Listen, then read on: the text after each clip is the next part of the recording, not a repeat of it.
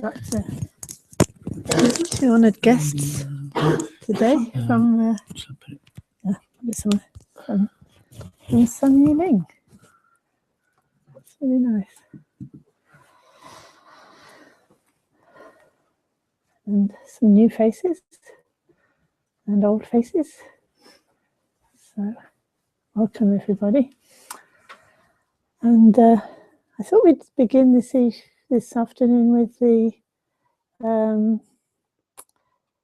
I open my heart to the Dharma. What page is it?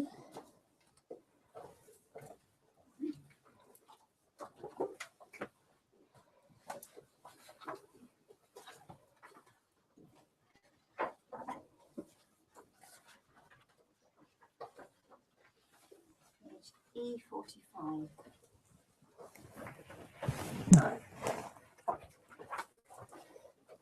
45. Right at the back of the book.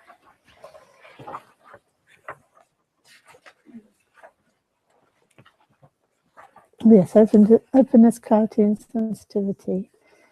So the topic for the today is the 7 branches of prayer, and I'll be talking about that. But this actually is about the 7 branches of prayer. So you'll see as we go along how what I'm saying relates to this. Okay. We open our hearts to the Dharma within us and within all beings. Vast open space that is nowhere discovered and yet never found. In this openness we find wisdom, clarity, awareness, and truth. The world how it is when not hidden by the habit of shying away. There in the heart of that courage, open, awake, and aware, is a sensitive place that's our essence, forever alive, love and joy. In awe I look on your glory, tenderness holy and pure, yet you're so close I can touch you. With tears I welcome you here. Such a deep heart is forgiving, giving and giving again. Giving is loving and open, expecting nothing back in return. Oh, how long have I wandered away from this true living heart, causing it pain and confusion with habits born of despair. Dear heart, can you ever forgive me? Those who are awake, do you care?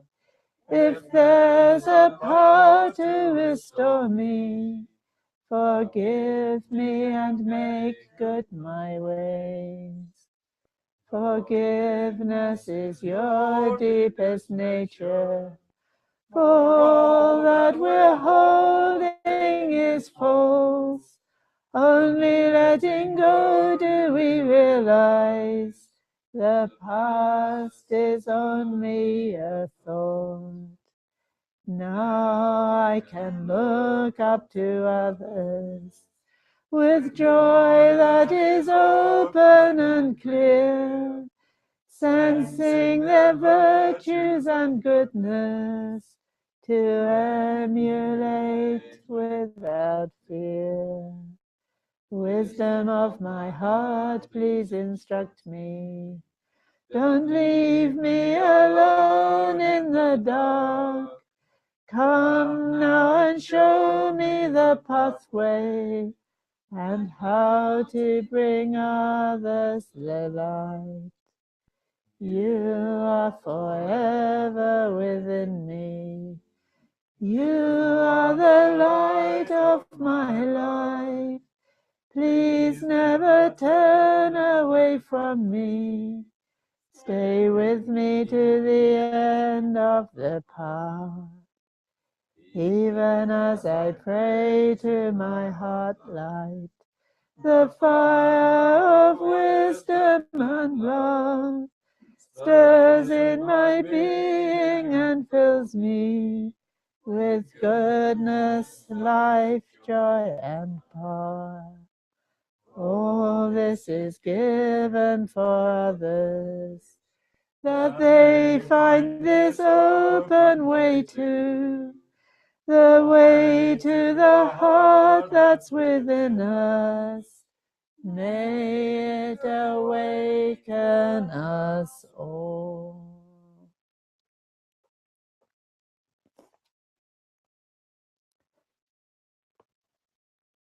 So I'll leave you to work out what are the 7 branches when I've given you the talk.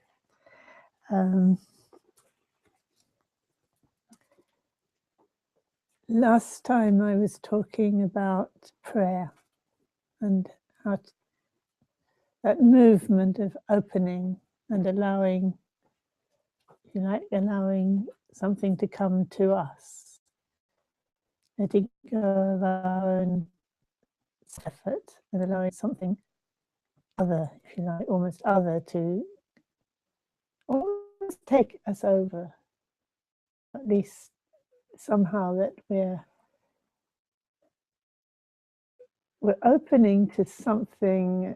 Maybe it's rather like what Rinpoche was talking about, something significant and meaningful. The tendency, I think, for us Westerners is to be a bit to be a little bit biased towards self-reliance. So the idea of actually opening out to something else feels like, well, I'd have to believe in it, and I don't know if I do. I don't know what I believe in, so I don't know if I can open in that way. I think it's important for us to look at that very deeply, because you could say that about other beings. You could say, well, I don't know for sure they're there. Maybe they're just my idea. But we don't, do we? We have a real sense that other beings are there, and not only do we have that sense, but it's the most important thing that we know. Other beings being there is the most important thing for us.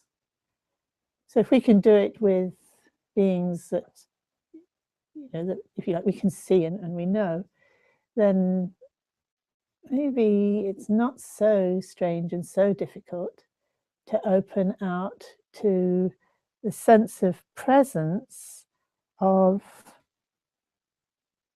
awakening itself, or enlightenment itself, or the Buddha who is not bounded by conditionality, is not in time, not in space, if you like, so immanent, hasn't gone anywhere. So perhaps we could open our hearts to that, which is almost like the same movement as opening our heart at all. As we open our hearts at all to others, even to ourselves, or to the possibility of Buddhahood itself, that movement of the heart, which we have to find within ourselves.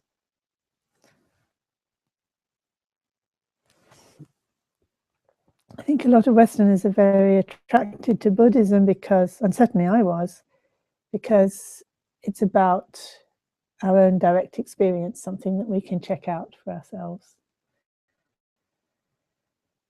It's not about belief systems, it's about meditation and practice and making something real in our lives, a path that we can follow ourselves. So it's kind of interesting that this, as we practice over time, you start to realize actually to do that we need support. And this is where it's very helpful, I think, to think in terms of mandala principle. That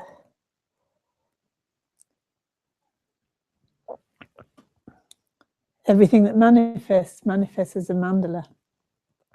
I can't give you a whole talk on mandala principle at the same time as on the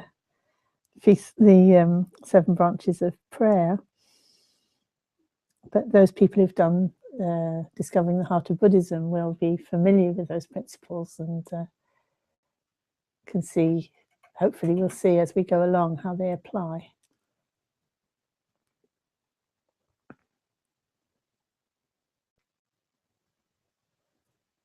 And awakening is a mandala. You could say reality itself is a mandala, totality is a mandala. And mandalas emanate from totality, manifest, everything that manifests according to a pattern. And that pattern is always some central point and what surrounds it. So you could say that's basically what a mandala is. And of course, what is a point is extremely mysterious, since a point has no dimensions, which first sounds as if it must be very small.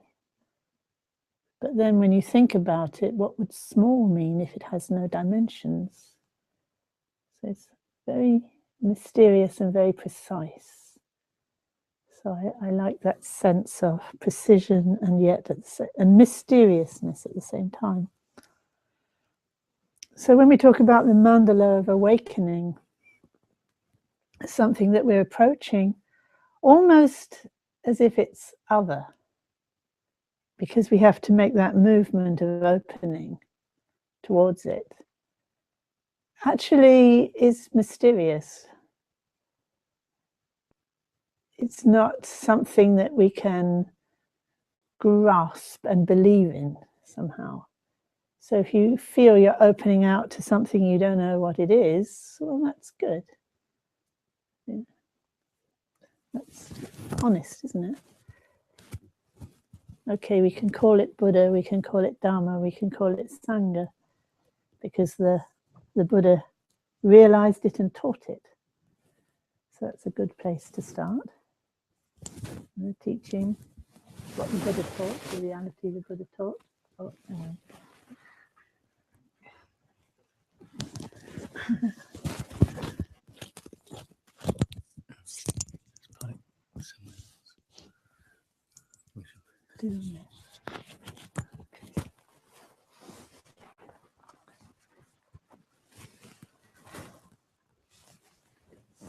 And then there's the Sangha, who are those beings who've realized what the Buddha realized and are teaching what the Buddha taught and guiding us, if you like, right down to the present time. There's Sangha for us to relate to, which is quite wonderful.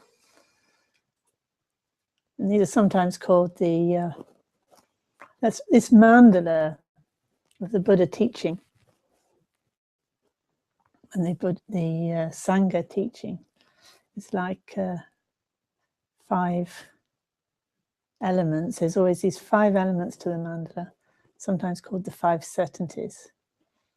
There's the teacher, the teaching that he's giving, and those he's teaching. So those 3 things, but they're always at a particular time and at a particular place. And that's how it manifests. It always manifests at a particular time, particular place, as a teacher teaching a certain group of people, a certain assembly. And you could call that a mandala of awakening, because that's what awakens the world, is this appearance of this kind of a mandala. So the 7 branches of prayer are drawing your attention to, or drawing our attention to our reliance on the manifestation of the 5 certainties, and learning how to relate to that and make that happen. It's almost like that doesn't happen unless there's an assembly. So our job as practitioners is to be the assembly, to make it happen here, now, in this place, by inviting the teacher and the teaching. And this is, you could say, this is the process that reverses the whole of samsara. That process of the teaching being given and received by an assembly. And that creates an energy, so that it's an important element of mandala principle is the energy that's generated, and that an exchange of energy between the elements of the mandala and the central principle. And the central principle is what that mandala is. So this is a mandala of awakening. So what strengthens the mandala is the energy that's put in by the assembly. And if we want to join in with that, and we want to link in with that, if we want to be drawn to awakening by that, we have to put in the energy. And that's the whole idea, if you like, of having a shrine, for example, because it enables us to put the energy of our body, speech and mind interacting with the presence of the teacher that's coming through the images or whatever symbol it is that's on the shrine, that's acting as the central principle. So the first of the branches of the prayer, if you like, is the approach. As you approach, if you're going to enter into a mandala, it's very important how you approach it. If you approach it carelessly, you create some kind of bad connection with it. It makes it difficult to enter it in the right way. So first you have to approach it. So even as you enter, a shrine room like this, you're entering a sacred space. Like pause for a moment, or momentarily just think you're entering a space. As you leave it, you're entering this special space, and that's helping to create it. You're doing that is actually helping to create it. You enter it and create it simultaneously. So the first of the branches is sometimes called salutations or prostration. I think salutation is a good word, because it is greeting. It is the way you approach, the way you greet the shrine. And in a country where prostration is quite normal, that would be with a prostration. So it looks rather strange, I think. If we do this in the West, it looks like this is some act, some strange heathen act. So sometimes I avoid doing it, because I think I don't want people to feel strange about the fact that I'm doing prostrations, and then sometimes I forget it's strange and I do it anyway. But naturally, I think we would, I think we understand bowing. If the Queen were to come into the room, you would naturally, I think, feel like bowing. It's how you would greet somebody who is very high status, who you want to honor, or you want to recognize their status. So in that sense, the first thing is the approach and recognizing, and you could say welcoming. Like if you wanted the Queen to feel welcome, you would bow, and then she would feel, oh, that's okay. People know who I am. I better act like the Queen. She knows what she's got to do. Whereas if we said, oh, hello, and give her a nudge, she'd probably think, oh, I don't have to be Queen here. I can do what I like. So it's rather like that. You want the Buddhas to play their role in your mandala. So you show them the, sort of welcome them. I like the little formula, I think Alan came up with it, of acknowledging, aligning with, or is it honoring? Honoring, aligning with, and celebrating what you value. So really acknowledging what you value, awakening the Buddha, Dharma, the Sangha. Just acknowledging what they are, their qualities, what they represent, what they are to you. A feeling of gratitude or awe or joy at thinking of them. And then really aligning with that. Yes, that means something to me. I want to enter into that. I want to be like that. I want to draw near to that. And then really honoring that, like in your whole demeanor, your whole way of being. It's like wanting to honor it. Somehow wanting to honor something does honor it, doesn't it? You want to, and that's got tremendous energy in it as you gather your thoughts in that way. And then you could think even celebrate it, wow. It doesn't have to be solemn. I think we tend to think religion should be a bit solemn. Going to a church, you should be a bit solemn. It's interesting. In the East, they don't have that idea. It's much more whoopee. Oh, holy person, holy place, whoopee. Celebrate it. Throw rice, throw flowers, kind of something really lovely there. So that's the first one. And of course you could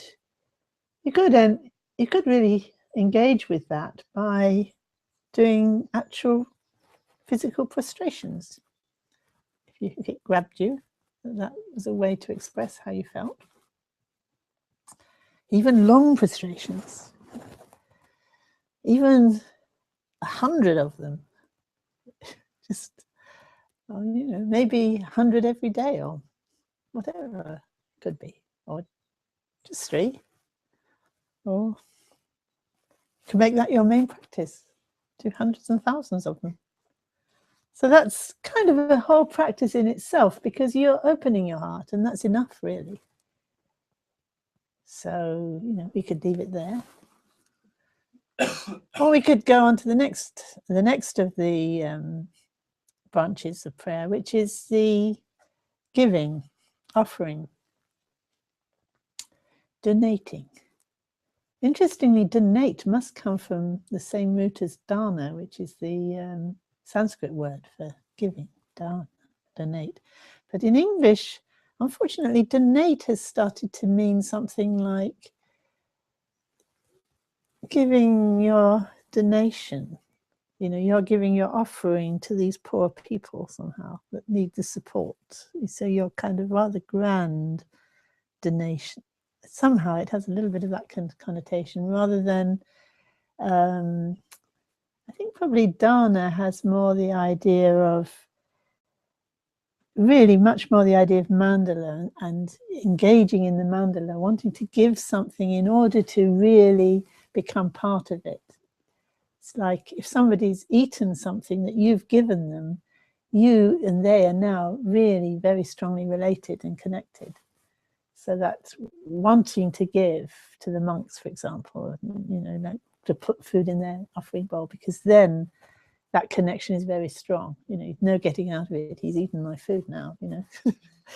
It's much more that interactive sense to it, which of course does involve letting go of what you've given. So if you don't want to let go of anything, you're not going to give, you know. You can have a bit of that. Well, I don't want that, so you can have that. You know, that kind of thing is not it's not going to build a very strong relationship with what you're giving to. So you get in the East generally, you get what you call ostentatious giving, where people give to an extreme. You think, well, they don't need that. Why are you giving them that? They don't need it. You know, just loads and, you know, sort of loads of flowers and, you know, piles of food or gold or silver, incense or brocade, really extravagant giving. You think, well, what's the point? You know, nobody needs all that. It's because they're thinking like this. I'm going to really engage with this mandala. I'm just going to completely just give and give and give, so that, you know, there's no way that I'm not part of that mandala, and that mandala and me are not sort of sharing the same energy and part of the same world. So even you could offer, you know, bowls and bowls and bowls of water. That's a good thing to offer, because you're not, well, unless there's a shortage of water, there's not a danger of being stingy about water, because there's plenty of it. So you can, you know, offer it, and then you can tip it away, and then you can offer it again. Again, with this spirit of, you know, how can this mandala ignore me when I have actually expended so much time and energy and put it in? It will definitely have noticed me. You know, the energy, the total energy of the mandala will have actually noticed me, and I will be part of it. And it's a very strong idea, and you know, you find this in all the rituals and practices that you get in the Buddhist tradition, but not only in the Buddhist tradition. I mean, every human society demonstrates this same principle, this idea of giving in order to connect. So it's partly about giving in order to get over your own stinginess, but it's mainly about giving in order to connect. And so there's many stories about people giving very tiny amount. They haven't got much, but they give what they have. And that's worth as much as somebody who has a lot giving something, you know, quite big.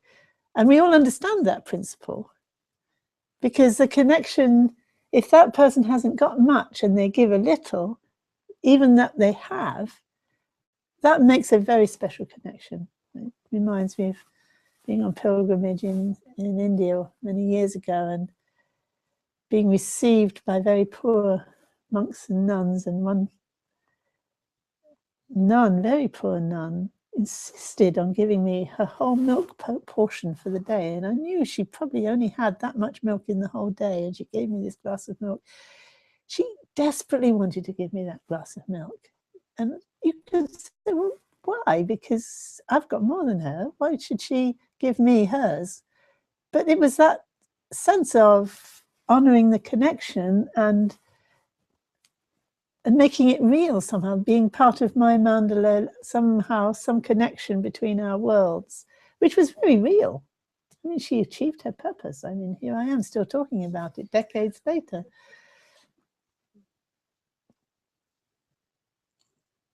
So it's a principle that we need to understand, and then we can understand how, when we do any kind of ritual, giving is so important. That's why there's flowers. That's why there's water bowls. That's why there's these lights on the shrine. I must say, it's true, when you come into a shrine room and the candles are not lit, you feel it's kind of dead, and then you light the candles and you light the incense, and it's sort of come to life, because that interaction with the mandala is going on, and you can feel it. So that you could say that's the energy exchange element of the mandala, of our engaging with the mandala of awakening. And it's starting to come alive and interact with us from its side as we relate to it in this way. So then the next, and even you can do it with your, it doesn't have to be physical offerings. It can be singing, it can be praises, it can be offering your own understanding even. It can be mental offerings. You can imagine you're giving things. You can, imagine you're giving the whole universe, or universes for that matter. I mean, you could really go to town, or you can just offer your own realization and understanding, or offer your life, or your life force, or your devotion.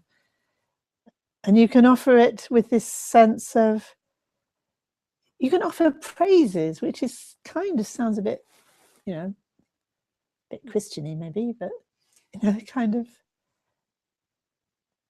because when you're praising the good qualities of something or somebody you really value, you are actually engaging in an exchange with that, because you're opening your heart to those qualities, and then you're giving something from your own heart. And that automatically produces this exchange. You're becoming more like that as you're praising that in the one that you're praising. It's kind of, it's having an effect on you. And you think, well, but is it having an effect on them? Well, that's an interesting question, isn't it? Maybe it is. Maybe it is. We'd have to really understand deeply how mandalas work and what is this real relationship between self and other. Some deep level, we are affecting each other. So then the next one is, you could say confession or repentance. And this is the moment of honesty, really. This is where we get real and become honest. We really, out of respect, we recognize really what we really are. Okay, you could say at some level, or in reality, maybe we are not different or other than the Buddha or awakening itself. But actually, do we realize that? Let's be honest. What do we really think of ourselves? What do we really think of other people? How do we behave? How do we behave to other people? How have we behaved in the past? What are we going to have to change in order to realize that true nature within ourselves? It's like really acknowledging what needs to be changed, what needs to change. And also acknowledging that having done all the things we've done, those things we remember and those things we don't remember, and maybe things we've done in past lives without knowing it, and maybe past lives without beginning. Who knows, maybe they're there. And what sort of an impediment is that going to be to our actually interacting with this mandala in the way we want to? It's like a real pause for thought. How much is going to have to be forgiven? It's a really important thought. I mean, it's there in the Lord's Prayer, isn't it? Forgive us as we forgive others. It's like as you pause to recognize how mistaken we have been, and how we have acted in that state of misunderstanding and confusion, what we have done. And then we have the cheek to hold against others what they've done to us. I mean, what sort of cheek is that? It's really confessing and thinking, just as I need forgiving, others need forgiving. There is such a thing as forgiveness. And you can find it in yourself. When you find it in yourself, then you can really understand and believe in it, that it comes to you from others. that they can forgive you. And that real sense of it has to happen. Forgiveness has to happen. We've made this mistake. We're making this mistake. Whether we may actually be Buddha already, but we're not seeing it. And that has to be recognized. It's not something that we cover up and pretend, oh, well, you know, maybe nobody's going to notice what I'm really thinking. You know, you might as well think it's out there. The Buddhas and Bodhisattvas know everything. There's no point in trying to hide it. And they still are there for you completely, without any hesitation. So it's kind of not, you know, mine by right. It's kind of like they can be that forgiving.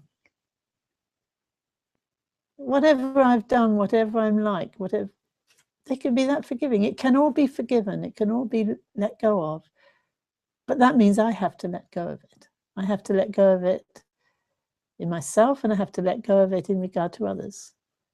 Really opening up and making a resolve then. This is the direction I want to go in.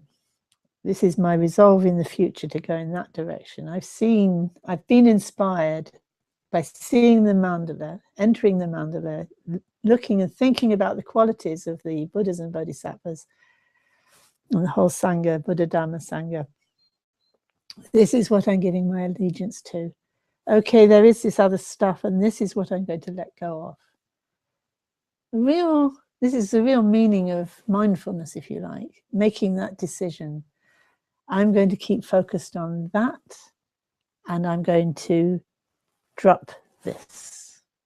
This is not skillful. This is going to lead to suffering for myself and others. I'm not going to go that way. I'm not going to go that way. I'm going to go that way. So it's a real change of heart. It's a real decisiveness. This is, if you like, the real heart of our pranidhana, our mulam, our prayer. Making that choice, becoming aware of it and making it. This again could be one's only practice. To simply do that, returning to what is true, what is real, the direction we want to go in, noticing what we're doing or have done or is hanging around, and withdrawing our allegiance, if you like. I'm no longer giving my allegiance to those mandalas, I'm giving my allegiance to this mandala. And the mandala has a power to draw you. The more you can be single-minded, the more that mandala can draw you towards its central principle of awakening.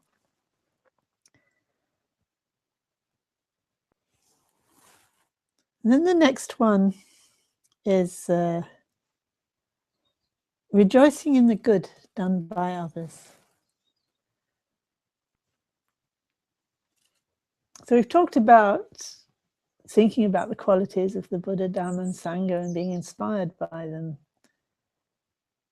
And we talked about looking at our own shortcomings and regretting them and resolving not to give our allegiance to them ever again, like distancing ourselves from those negative habits and actions of body, speech and mind. But now there's this very interesting one of mudita, of really feeling happy at the good of others, just generally. And I find this a very touching one. It's like something that we find difficult, but we don't really like to admit we find difficult, which is to not be jealous and envious of others. I don't want to admit that we are. At least I don't like to admit I am. I like to, I want everybody to be happy. I want everybody to have everything they want. And then somebody gets more than I do. And you think, oh, hang on, there's something not quite right there. You know, he's got beetroot and I haven't. There's that sense that somehow it should all be fair. It should all be like I want it to be. You know, that others, you know, okay, if they haven't got much, I want them to have. But if they've got a lot, I think that's enough. And it kind of, I don't know, kind of, you can get quite self-righteous about that, actually. I think that goes on a lot in our society. I think we're a very jealous society, where we hate it when we see somebody doing well. We want to see them pulled down. We want to see them knocked off their pedestal. We want to see them, you know, let's see them suffer like, you know, we've had to suffer. It's a kind of very, it can be very irrational as well, but quite strong emotion. So I really love this branch of prayer being there at just the point when I was beginning to feel I had kind of been forgiven for everything. And then that real acknowledgement of my, you know, that tendency of how I'm very likely to go wrong again, you know, my pride, my sense of my own self-importance is going to get me in trouble again and again, because I'm going to think, you know, why not me? You know, why have they got it? Why have I not got it? Okay, what's another way of being? Oh, they have got something wonderful, and that's just wonderful. And of course, from the Buddhist point of view, if you accept the Buddhist point of view of good fortune arising from good deeds, if somebody's enjoying something, then they must have done something to deserve it. They must have done a good deed to deserve it. You think, well, you see plenty of people getting lots of money from doing things that are not, you know, dishonest or cruel or completely immoral. So how can you make that work? You can make it work, because, okay, if they're being successful, then they must have done something in a past life that's allowed them to be successful. But the pity of it is they're now making a lot of bad karma. They won't enjoy this for very much longer. So there's no need for me to wish them any harm. It's coming to them anyway. So rather than rejoicing in the fact that they're going to get punished for the bad they do, you could at least kind of lighten up that sense of, okay, so it's very sad that they have made good karma in the past, so that they are now enjoying these riches. But it's so desperately sad that they're not going to continue to have these riches, because they're doing these actions that are going to bring suffering on themselves and others, and it's desperately sad. But then you think of people who are doing good deeds. You know, you think of people who are doing good deeds and you think they will get the results of those. And that really reinforces your own motivation to practice what's karmically positive, because you're looking at other people practicing positive things and you're thinking of the good that's going to come to them from doing that automatically. So, okay, when you do good things, you can think the same. Some good will come of this automatically. Because I think a lot of the time, it's almost thought of as a virtue in the West to think, my good deeds are not good enough. My good deeds are no good. Somehow I'm not succeeding, so that shows my good deeds are not enough. But this is quite a reverse way of thinking. You're thinking, I'm doing good deeds, therefore there will definitely be a good result from that. Feeling pleased by that. They're doing good deeds, they will get a good result from that. Feel good about that.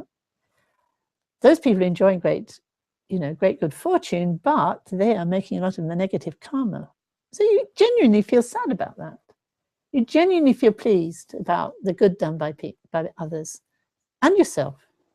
And it's really important to feel pleased about the good you do. It's one, I think there's a tendency to think, oh, isn't that a bit proud? And yeah, it can be, but actually, if you're honest about it, if you're doing something good, it's going to have a good result, then you're happy about it. You're happy about the result you're going to get from that. You're happy about the fact that having got that good result, you'll be able to share it with others. So it's really important to be pleased about the good you do, even if it's only a little thing. You know, rather than to think, I think it's a very strong habit in the West. Well, you know, I did give £10 to that charity, but I felt really mean. I should have given 100 or whatever. You know, you might be thinking £1, and I could have given 2. You know, so you're thinking, instead of feeling pleased that you gave 1, you're feeling really horrible about the fact you didn't give more, and that's actually quite negative. You should be thinking, well, at least I gave 1. Maybe next time I'll give more. Yeah, that felt good to give 1. And that would be a good result from giving 1. Maybe I'll give another 1. So it's a very positive way of thinking, and a very positive way of thinking about other people as well and what they're doing. Rather than thinking, well, they only gave that much, could have given more. Same thing that you're doing to yourself, you're doing to other people. So this is very much appreciating the good that you do yourself, appreciating the good done by others, and rejoicing in the fact that that will actually bring them happiness, that will bring you happiness, which is going back to the idea of entering into this mandala. How will you strengthen and make that connection with the mandala of awakening stronger and energize it more by these positive actions and thoughts and rejoicing in the good of those actions, in a way reaffirming to yourself all the time, this is the way, this is the direction. So it's a really energized, joyful energy going into the mandala. Stronger and stronger connection. So then you come to the, well, how are we doing now? 5, is it? 2, 3, 4, 5. So this is perhaps the central one, really, where you ask for the teaching. I'm sure you're all familiar, well, maybe you're not all familiar with the story of when oh no, that's the one that's coming. Oh yeah, when the Buddha reached enlightenment, somebody had to ask him to teach. This is going back to the 5 certainties, the mandala of the 5 certainties. There has to be assembly of people who are asking, or at least one person asking for the teaching. So now this is your chance. Okay, I will be the person that asks. I will ask the Buddhas to teach, so that they will all have been asked. They cannot turn away thinking no beings have asked, because I've asked on behalf of all beings, I've asked all Buddhas to teach. You know, you can kind of really, it's a very, very important move to ask for teaching. Because, you know, you can admire somebody and think, oh, I want to be like that. You know, maybe if I rub up along them, I'll become like that. No, you have to learn something. And therefore they have to teach something. I have to be in the mood. I have to place myself in the position of somebody who is going to learn. So it's open, but yes, in a very special way, open to learning, open to changing. If you ask someone to teach, you're asking them to teach because you want to change. You want them to teach you how to change. So you have to be prepared to change. You're not asking the teacher, you know, tell me something so I feel good. That's not going to teach you anything. You want, tell me something that will change me so that I become like you. So that if you like, looking towards the teacher as the center of the mandala, and here I mean teacher in the sense of, you know, the Buddha, or the person who is conveying the Buddha's teaching of the Dharma, the truth, if you like, of awakening. And now I've lost what I was going to say.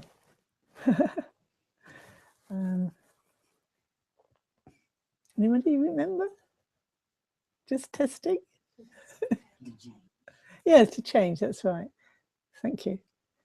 So you're asking to change in the direction of the awakening, which is the heart of the mandala. I want to awaken, basically. I want to awaken. I want to let go of my wrong ways of thinking that are causing pain and confusion. I want to transform into an awakened being, because an awakened being, not only are they not suffering, they've gone beyond suffering themselves, but they're able to help and teach others to go beyond suffering. So really remembering what it is you're there for, and then asking. Really important, very important move to ask. You know, it's not like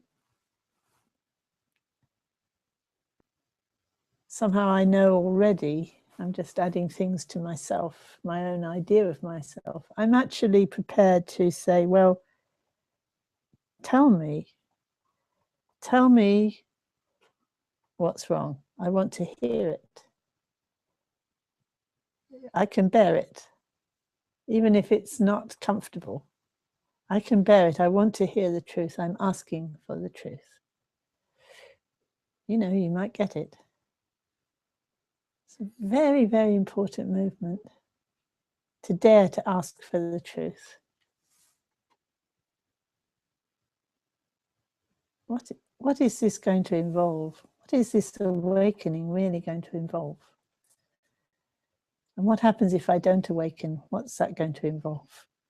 Really, I want the truth. So this is called asking for the wheel of the Dharma to be turned. I love that image of the turning of the wheel. It's a transforming and a turning and something that sort of changes the whole world, as it were.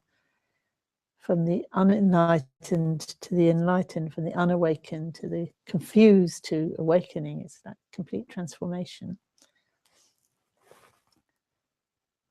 Then you get the next one, which is asking the teacher to remain. And there's the famous story of Ananda, when the Buddha was in his 80s and feeling rather, oh, that's right, and Mara had come and told him, I think it's about time you left. And the Buddha said to Ananda, you know, a Buddha could stay on to the end of the kalpa. Yeah, could stay to the end of the kalpa. And Ananda said, oh, really? Gosh, well, fancy that. I can't remember the details, but something like that. And the Buddha says it 3 times, and after the 3rd time, the earth shakes and the conditions are set in motion for the Buddha to pass out of this world. And then Ananda belatedly suddenly realizes, oh, I should have asked. Please, Lord, please stay to the end of the kalpa. And the Buddha says, sorry, too late. It's a very sad story. Very sad story. It's really, really important, this idea that first the Buddha has to be asked to teach. He didn't teach until the Lord of the Gods had come, until Indra himself had come and asked him to teach. And then if somebody had asked him to stay to the end of the kalpa, he could have done. It's a very interesting story, isn't it? I mean, okay, it's a story, but it's a very interesting story. What's the principle behind that story? The teacher even needs to be asked to live, to continue to stay in the world. Each night when we do our prayers, we do prayers for the long lives of all the teachers in the world at the moment, including especially Khenpo Rinpoche and Rigzin Shikpa, but including everybody. And you think, well, does their life really depend on us wanting them to be here? Is they're living in this world, bringing the Dharma into this world, depend on us wanting them there to bring the teaching into the world? Is that what the relationship really is between self and other, their world and our world, the world of awakening and our world? Is it really up to us? And it's very interesting that this is such an important aspect of the daily practice and ritual and prayers within the Buddhist tradition, and always has been. It's very different from just taking them for granted, isn't it? And I think one of the reasons that we take the teachers for granted, speaking for myself, is because you take it for granted that they're going to be there and you're going to be there and there's time. We forget about impermanence. We forget that that can happen anytime. Oh, later on, when, then I will do more practice, or I will try and find out more about it, or I will follow the path more seriously. When, it's always procrastinating. And this branch of the prayer really wakes me up when I come to it. It could be tomorrow. They could be gone. They could be gone. And then, when would we meet again? And how? It's like that connection that has enabled me to approach the mandala of awakening and to get so engaged with the mandala of awakening so that I can feel the energy of it. But that connection could just end. And then where would I be? Where would I be without it? Of course, you can think, well, surely by now you've kind of internalized a lot of it, and surely you could manage without the teacher. And of course, you know, as you know in Samyeling, the teacher does die. And then you do discover that actually the teacher isn't just an impermanent thing that's going to disappear, that in fact they have a presence, which is what you came into the whole thing thinking, you know, this is, you know, the Buddha, Dharma, Sangha are not in time, the teacher is not in time, that actually that connection is not in time. But still, when they're around, it's a very special time. It's a very special time, and not only for yourself, but for anybody else around who may not be relating to them very much, but still they are present at the time that that teacher is in the world, and that's significant. So the longer that teacher can stay in the world, the better. And one of the conditions of staying in the world is for people to ask them to stay, actually consciously wish it and will it. It's one of the things that will, I'm saying this, I mean, maybe it's not true, but maybe it is. The principle behind this is that it is true. That will actually help to extend the period of time that the teacher will be in the world, actually. So it's kind of, wow, I better get on with that then. It kind of wakes me up when I come to that bit. Especially when I'm really taking things for granted and I'm thinking, well, you know, actually, I've got enough practice now. I don't really need the teacher so much now. Yes, but the world does. You know, that connection is really important for the world. And okay, it will be there after. But it's such a special time. You know, it would be terrible to have just taken it for granted and not made that contribution towards keeping that teacher in the world.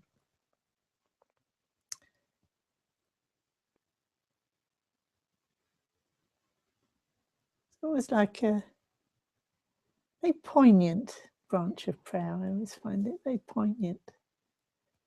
All that rejoicing and all that celebrating, and then remembering impermanence. Please stay, please stay. And then final, you could almost say, go back, you could almost say that that is the branch of the prayer which is like the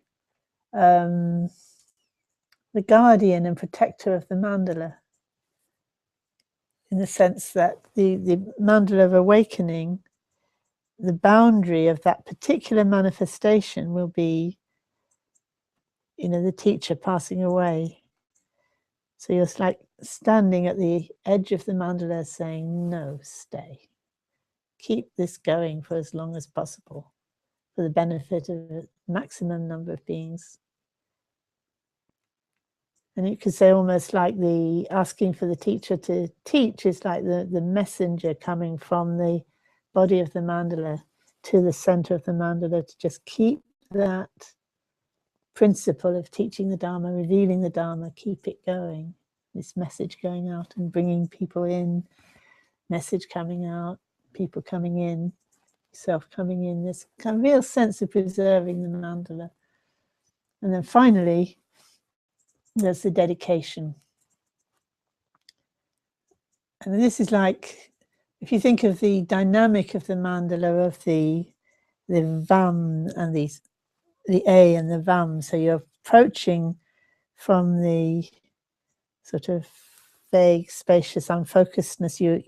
You enter the mandala by focusing, welcoming, entering, exchanging energy, asking for the teaching, asking the teacher to stay. Then finally you spread it out again. Spread out the energy as far as it will go. That benefit, really, with your wish that the benefit, you could say your pranidhana or your wishing prayer, that the benefit will extend to every being in the whole universe. Why stop anywhere? May that benefit spread everywhere for every being, and not just now, but into the future. Till every being, till when? Till every being has completely realized their own true nature and have become awakened. Why stop before that? And why put any limit on it? Okay, take the limits off. Think big. There's a real sense that this mandala that you're entering and you're becoming part of is then of limitless benefit. There's no reason why that benefit should stop anywhere. It's kind of like goes into complete formlessness, spaciousness. It's almost like a dissolving stage, if you like. It's become completely universal. And so that's your 7 lines, your 7 branches of prayer, and you'll find it repeated in all the different liturgies, different versions of it. It's in the Samanta Vajracharya Pranidhana, it's in the feast offering, it's in the Bodhicharya Avatara that we do at our full moon feast, and so on. You'll always find these 7 branches. And in the feast offering booklet, there's a whole section on these 7 branches, and you can actually take each one and practice just one of them, and in a way each one of them implies all the others, so you could just make one of them your main practice. It's quite an interesting idea, isn't it? The idea of, you do find, Tibetan, sometimes you find Tibetan yogins who spend the whole day. I know there's somebody in Dharamsala, he had a whole shrine room full of water bowls, and he spent all day filling them and emptying them. You could hear it go slosh, splosh, splosh, splosh. It was a very wet sounding shrine room. But that he was, I can't remember what number he was gathering, but he was making that his main practice. And you often see people doing prostrations as their main practice, or the confession as their main practice, doing some kind of some prayer or mantra, sense of purification. Or they're doing, they could be doing pilgrimages, they could go visiting lamas, they could be going into temples and again asking for the teaching, or doing lots of offerings in order to, and praying for the long life of the teachers and so on.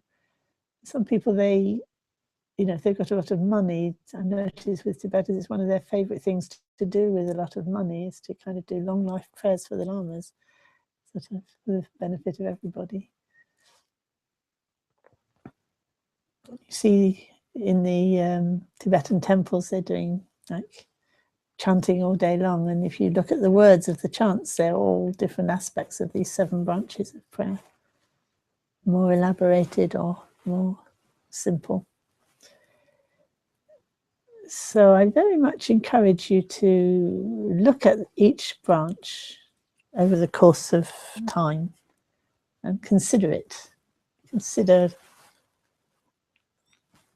its significance and its relevance, to your own practice. We tend to,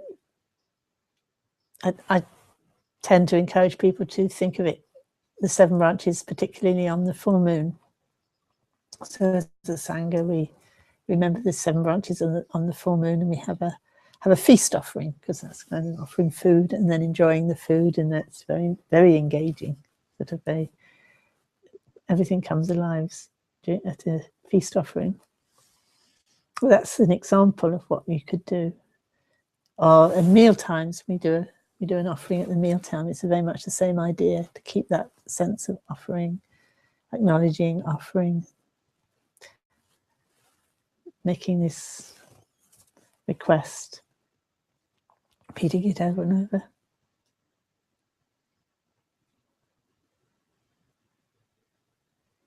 So that's my suggestion for how to relate to this. I don't know if anybody has any questions.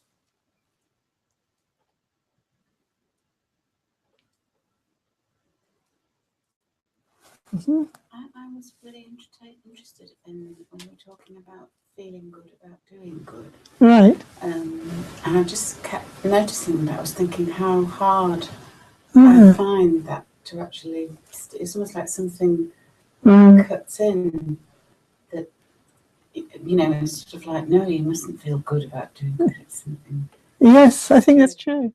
I think that's true. Is it, I think it's quite common in the West. If I was to think of openness, is that sort of a gateway into letting go of those ideas and accepting more of what you were saying? It might be, mightn't it? It's like, dare I? Dare you, yes. Yeah. Dare you. Yeah. I think it's true. I remember many years ago somebody saying to me, because one of the recommendations on the deathbed of somebody is to say to them, to remind them of their good deeds, remind them of the good they've done. And somebody said to me, don't you dare talk to me like that when I'm dying. And it was very interesting. I thought about it. So what is it she's thinking?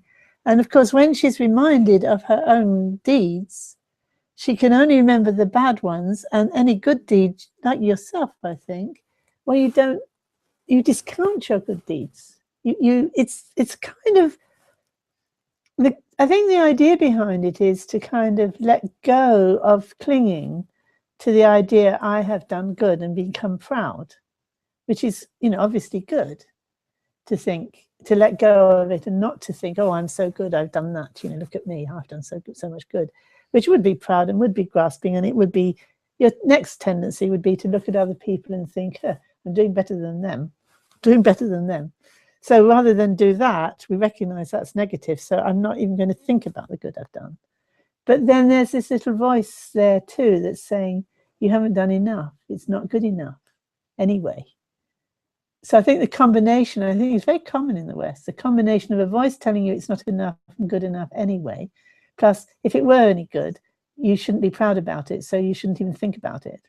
And that combination means you're kind of missing a very nice move there, which would be, you know, like, wow, that's fantastic, I've done this good deed, and there'll be a good result from that. And oh, good, they're doing good deeds too, and they'll get good results from them. Isn't that lovely? You know, and that whole move is lost. And so, you know, I wouldn't be surprised if that's why people get so depressed. Because they can't see any good in themselves, and probably not in other people either, but especially in themselves. So that's quite depressing. You know, you feel quite discouraged. It's quite a heavy weight. You may not get depressed, but I wouldn't be surprised if it contributes to a lot of people's depression, in that sense that they're not, you know, they aren't any good, and they have, people call it low self-esteem, don't they? People suffer from low self-esteem, but I think it's the opposite of this. If you believe in your good deeds, you will do good deeds and you'll feel pleased about it. But if you think, I mustn't think like that, you tend to, but it's all right to think about your faults, you know. Oh, you're a good person if you think about your faults. Oh yeah, I've got lots of faults. Oh yeah, I'm really bad. I've got no faults. You're no good at all. And then you kind of get stuck in that small world of feeling kind of, you must be bad. And then when somebody else does well and looks good, you think, oh no. It's really difficult to feel pleased about the good they're doing, which is so sad. So I recommend reversing that way of thinking and be pleased with every little tiny good thing you do. Is it not that I remember one of my teachings was the word Vajra of pride? It's a different, I always got confused between pride and Vajra pride. And to a Buddhist, Vajra pride is the deity, is the proudness of the deity, and being with the deity and practicing the deity. And that's the difference between the two types of pride.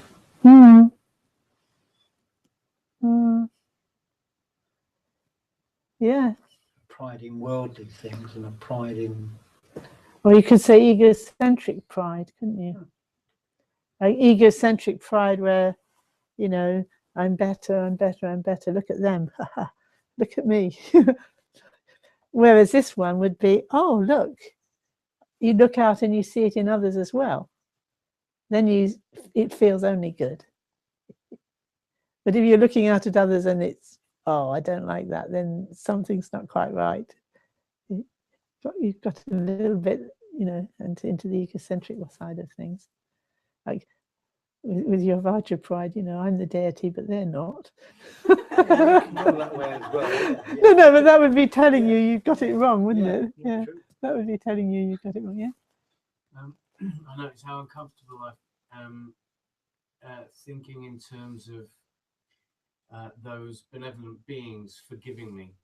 That's interesting. And asking for forgiveness from, That's interesting. And I'm kind of stuck a little bit on the principle of it and what that might be. From a kind, it's interesting thinking about it on a being to being that I can relate to and understanding the power of forgiveness. Yeah. But somehow sort of asking for these sort of other beings to forgive me for things I don't know that I've done, it leaves me uncomfortable and just... Interesting, isn't it? It's very interesting. It's a bit like having come into very elevated company and then realizing, oh my God, how I must look to them. And then realizing, but they're not thinking that. They're letting it go. Then that means I have to let it go. I have to let it go because they're letting it go. How can they, when I've done all these things, how can it be all right for me to be here? And then, well, they're letting it go. I must be able to let it go. Something like that. Yeah, that has a very different feeling for me than this sense of, is it, considering I've got no Christian background, I'm very hung up on it. Interesting, yeah. But this, somehow this idea that I have done wrong and it's now up to somebody else to forgive my badness. Right. I suppose that's kind of the area, whereas actually recognizing that I would have to let it go is a different feeling. It's interesting, isn't it? It's very interesting. Do you not have to learn to forgive yourself? But before that comes along, you have to learn to love yourself. Well, I hope that it all works together. That as you consider yourself, as you consider, well, what am I doing here in this elevated company of awakened beings? And they're all totally dedicated to awakening. And I'm just sort of hanging on by my fingernails, am I supposed to be here? Is it all right for me to be here? And then you think, well, actually, it's all right from their point of view. So it is, the wording is a bit like, but please forgive me. And then you're given forgiveness. The wording is like that. But I think maybe we need to be a bit more clever with the way we use the words. Otherwise, it is very reminiscent of the Jesus died for you because you did what you did, not what happened to Jesus, I heard somebody telling me this as a child, that she'd been told that Jesus was her friend and she was very fond of Jesus as her friend and she really related to Jesus as her friend. And then she went to Sunday school one day and they said, look what happened to Jesus. He's dying on the cross. That's your fault. She was traumatized. She was really traumatized. When you say it like that, I mean, I wonder, not more of us are, or maybe we are. It'd be awful, isn't it? That's what you did to your friend by stamping your foot and not going to bed at the right time. Awful. Yeah, it gets very heavy, doesn't it? I think it has got very heavy. Whereas I notice the wording is very heavy when the Tibetans, in the liturgy, the wording is heavy, there's no good in me. I'm, not even started on the path to enlightenment. I'm just the worst of any being. And at the same time, they're laughing their heads off because it's done with this great confidence that, in spite of the fact I'm the worst of the worst, look, even I'm here. That kind of confidence. I don't know if that addresses what you're saying, Dashu. Yeah, certainly. When you first said about they've let go of it, so I can let go of it, seems to feel a lot more wholesome. Doesn't it? But they do, the wording of the thing is you're begging for it because it's assuming that you have complete confidence you're going to get it. But it's just to emphasize how much I want that. Whereas I think in the Christian tradition, it's been twisted round to unless you beg enough, you won't be forgiven.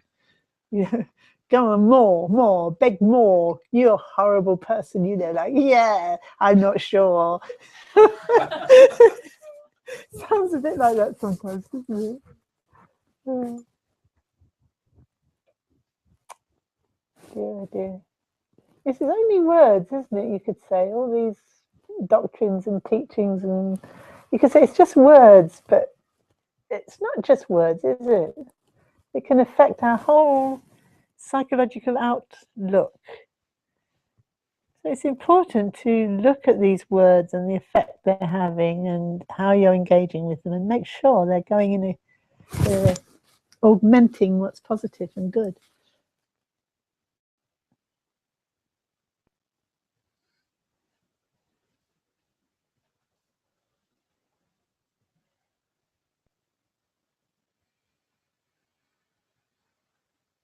The trouble is those words when you're younger.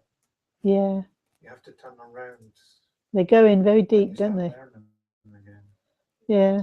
They go in very deep, the first ones. Again, from a negative to a positive, Yeah. You have to delve deeper and understand what was said. Yeah. And the thing is, the first thing you hear, it's very difficult to dig it out again. I mean, that's quite astonishing, really. If you pick up something wrong to start with, and then you learn it right after, it's almost like that pattern of you go to the wrong one first, continues indefinitely almost. You go to the wrong one, correct it. Go to the wrong one, correct it. I mean, that's what I've found over the time. You think, surely I would go directly to the good understanding by now. But in many areas, I find I still go, and yet another word takes me straight there. That's why I think we're going to have to be very careful as Westerners adopting, Buddhist ideas, that we find a way that really empowers us, and to really think around the concepts, to think that we really got the whole of it and that it is actually taking us where we want to go rather than trying to just be good Buddhists because we're supposed to think this. I think that's going to be a disaster in the West, if it's going to go deep.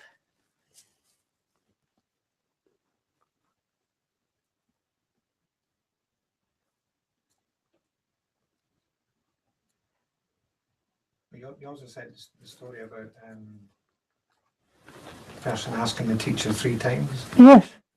That's more or less the same teaching as Simon Peter to Jesus. Yes, it's interesting, isn't it? This idea of asking 3 times. Yeah, and then he's saying it's too late. Oh, it's a cockcrow. He denied Jesus 3 times, didn't he? And then the cockcrow is he's done it now. Very similar story, yeah, it's true. It's similar. But what's to learn from it?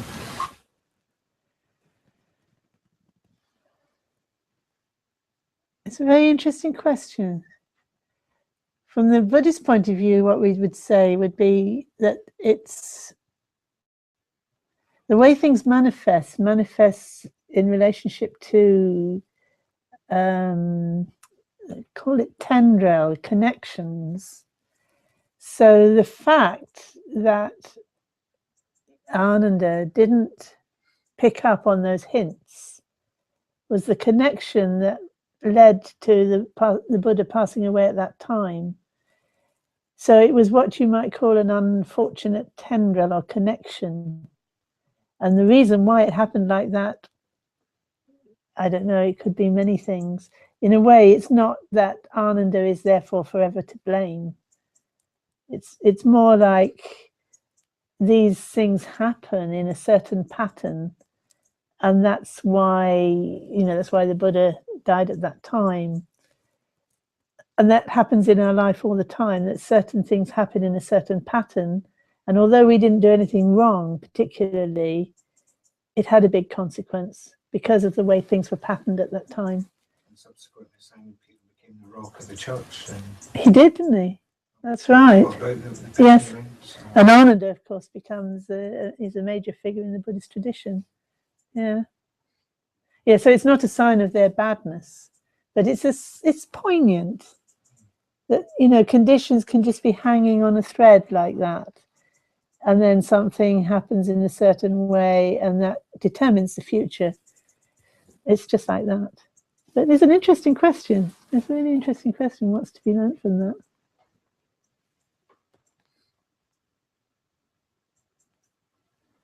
I think it's something about poignancy.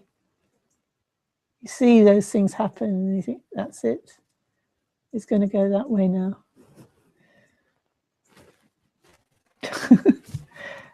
We just have to work with it. But that's the whole point of the cross, isn't it? Is it? It's the beginning and the end, and the Alpha, Omega, back to Alpha. Mm.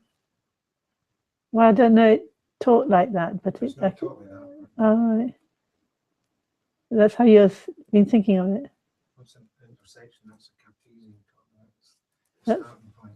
Right. Oh, I'd have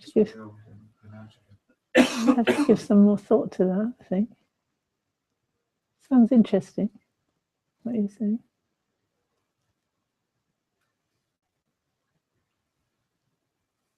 Oh, sorry, I mean it's cyclical. Mm-hmm.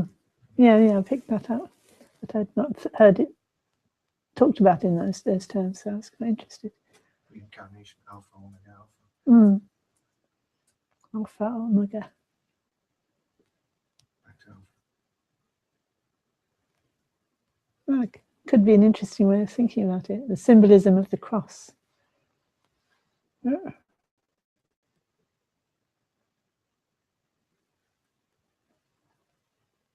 Okay. So we dedicate this punya to the enlightenment of all sentient beings. May all sentient beings realize complete and perfect awakening. May the heart's awareness awaken in the unawakened. Where it has begun to stir, may it never fade, and may it awaken fully.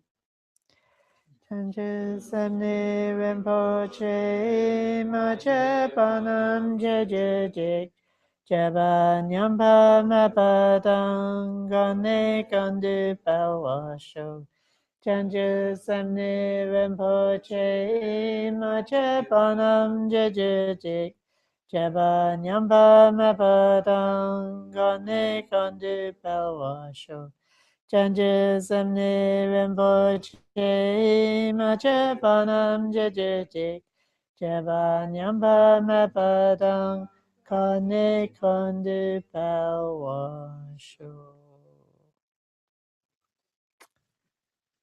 So it's now